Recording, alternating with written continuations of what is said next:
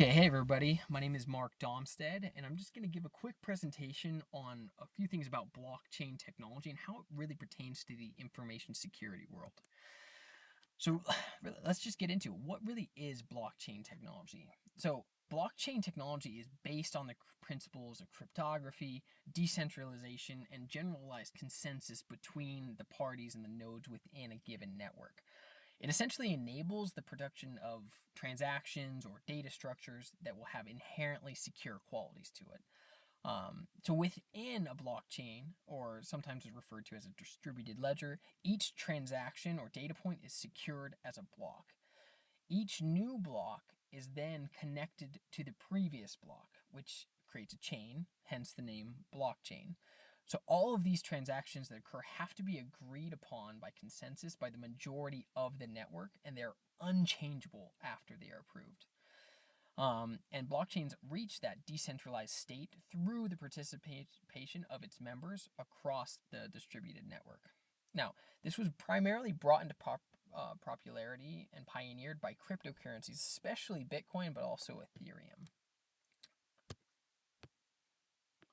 So how does the blockchain technology work? I explained it a little bit, but essentially, if an individual or a user wants to propose a transaction from one user to the other, that transaction is then compiled into a block. That block is then distributed or broadcast to every party, every node on that distributed network. Those across the network are then able to approve the transaction as valid, and the majority has to approve it. Once the transaction is then approved, it reaches that state where it cannot be changed. And at that point, the transaction between the two parties is completed. So, blockchain and information security. The blockchain technology really does take into account one of the primary principles of security, which is the CIA triad. It really has exceptional enforcement of the integrity and availability portion. However, confidential is the portion of the CIA triad is not necessarily their strong point, because each individual transaction that is on the blockchain is viewable by all other users on the blockchain. Um, and so it ensures that the majority, it ensures that decentralized nature, or the majority of the nodes within that blockchain really have to approve the transaction, which ensures the data integrity that's going in. And really, it has what's called an immutable database architecture. So, like I said, each block was linked to the last, but it's also hashed through cryptography to that last block, which means they cannot be disconnected and they cannot be changed once they have been approved and added to the blockchain. So you can't cancel the transaction. You can rest assured that nobody goes in and hacks, no one goes in and changes the data to meet nefarious purposes or anything like that. Now, some of the pros of blockchain we've talked about already is one of the biggest ones, decentralization. The idea that no one user is in charge of access to the data or authentication of the data. And then with that being said, it goes into that data integrity. It relies on the cooperation of individual nodes, users, parties to authenticate each transaction, and it utilizes consensus mechanisms like the proof of work algorithm to ensure that that is done properly. Um, Now, it's very transparent as well. Everyone in the blockchain network has access and can view each transaction. Now, that also kind of goes into the idea of maybe a con or a disadvantage of blockchain, because there's some data privacy concerns, and we'll talk about that a little as well. And then it also is able to, it utilizes smart contracts. It creates protocols that automatically enforce these contracts when certain criteria have been met. And with that, it's also, like we talked about in the last slide, it is pretty resilient to a lot of different types of cyber attacks. Some of the challenges of blockchain, though, is it does have vulnerabilities. It's not immutable. It's not, I should say, it's not invincible. One of the examples I'll talk about here is the 51% attack.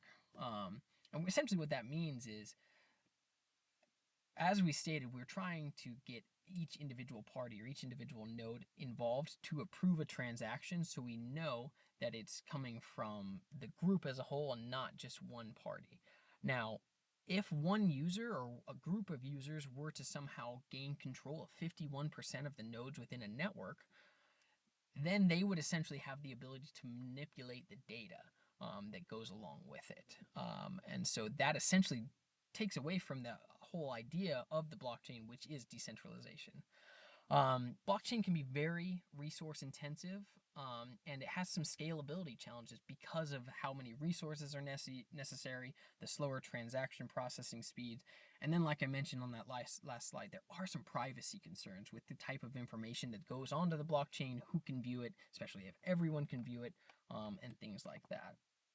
So there's multiple different industries applying blockchain technology. Primarily talk about the financial industry. Like I said, it was pioneered by those cryptocurrency platforms and exchanges, but also many, especially like worldwide banks, have been applying different uses of blockchain technology.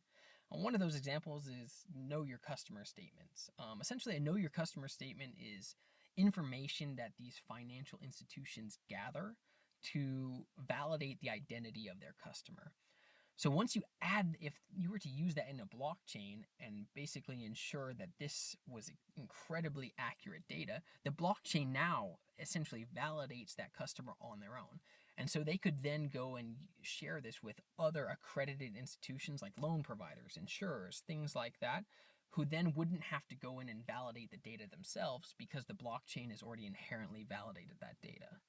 So that's just one example of how it's been applied into other areas aside from the cryptocurrency space.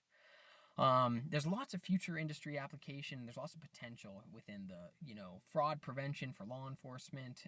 It could be used to ensure the validity, of voting results.